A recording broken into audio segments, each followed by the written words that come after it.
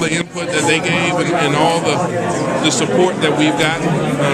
Bob Burton, Mark Shankman, the support they gave to this facility has been impressive. And so there's a lot that goes into this day, but it was made easier because of what UConn represents day in and day out, for what all our programs represent, for what has been accomplished here in a short period of time, and the championships we won. And he's not telling you anything I told him to say. He's telling you what he believed about us being able to build on top of the success we've had, and it's not a rebuild. What sets him apart, Bob? What sets him apart, Ward? Well, I think you can see his passion, his drive, his energy. Those are things that I was looking for, as well as the qualities of coaching. I mean, look, guys, he was the Broyles Award winner last year. Top defense. They were playing in the national championship. His defensive have ranked in different categories throughout his years, top in conferences or top nationally. The guy can coach. I mean, he brings a passion. This is not just a guy that's going to be rah-rah.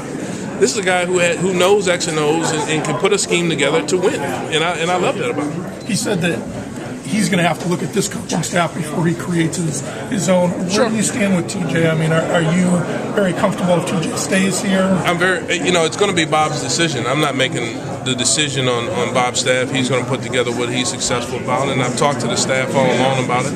I had a great conversation with TJ this afternoon. I thanked him for what he did, and it's up to each staff member to determine if they want to interview. Had some staff members who decided, not to interview and to move on. And if TJ decides to interview, he met Bob today, and if he sits down with him, and I say interview, just talk about who they are, what they bring to the table, and then let Bob make a decision and move forward with the staff.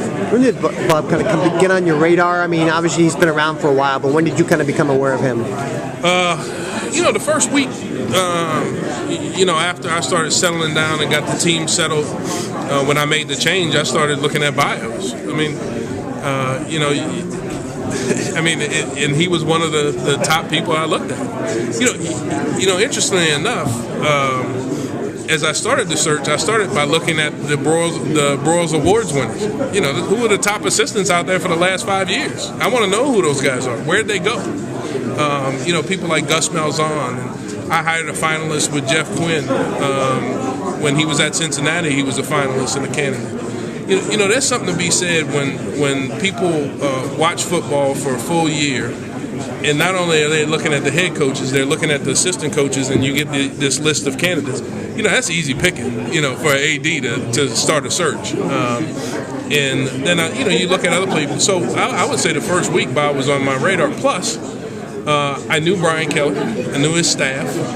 There's a guy on the staff at Notre Dame who was on the staff at Buffalo, and he also sent me a text message to say, I got a guy you should look at, Bob Diaco, our defensive coordinator.